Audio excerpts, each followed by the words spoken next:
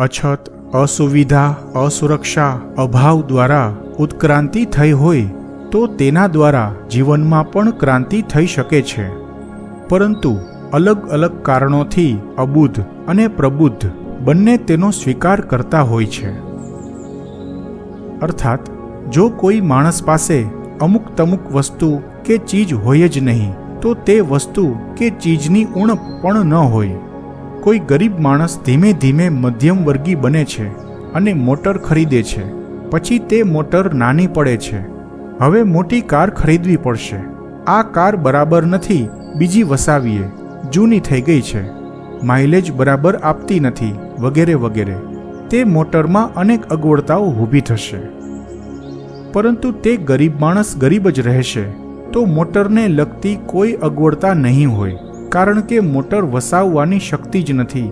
Motor જ નથી તો મોટરને લગતી અગવડતાઓ પણ નથી. મોટર વસાવવાની સગવડતા થઈ તો સાથે તેની અગવડતા પણ આવી. સુવિધા નથી તો તેની અસુવિધા પણ નથી. જે માણસ પાસે કશું જ નથી અને કશું જ નથી, તેનો અહેસાસ પણ નથી, તો તે માણસ ક્યારેય કશું જ પામી નહીં શકે. તો તે માણસને સંતોષી ન કહેવાય, અબુદ્ધ કહેવાય.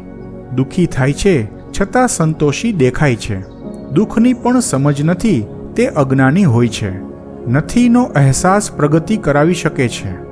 પરંતુ જ્યારે કોઈ માણસ સંસારના તમામ ભૌતિક સુખો ભોગવી ચૂક્યો હોય, અગવડતાને સગવડતામાં બદલી શક્યો હોય, અસુવિધાથી સુવિધા સુધી પહોંચી શક્યો હોય, અછતથી છાકમ છોડ સુધી જિંદગીને પહોંચાડી શક્યો હોય, અને ત્યારબાદ જો તેને બ્રહ્મજ્ઞાન લાગી જાય, આ મૃત્યુલોકની અનુભૂતિ થઈ જાય, પોતાના રચેલા સંસારની ક્ષણ ભંગુરતાનો બોધ થઈ જાય, તો આ નશ્વર સંસારથી પણ ઉચ્ચ કક્ષાનો કોઈ શાશ્વત સંસાર છે, કોઈ દિવ્ય દુનિયા છે, તેની અનુભૂતિ થઈ શકે.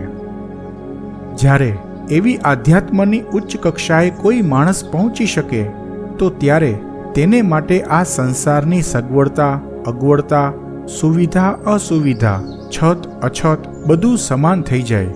પ્રબુદ્ધ અવસ્થા પ્રાપ્ત થઈ જાય તો સુરક્ષા, અસુરક્ષા વગેરે ભાવ અભાવથી મુક્ત થઈ જાય.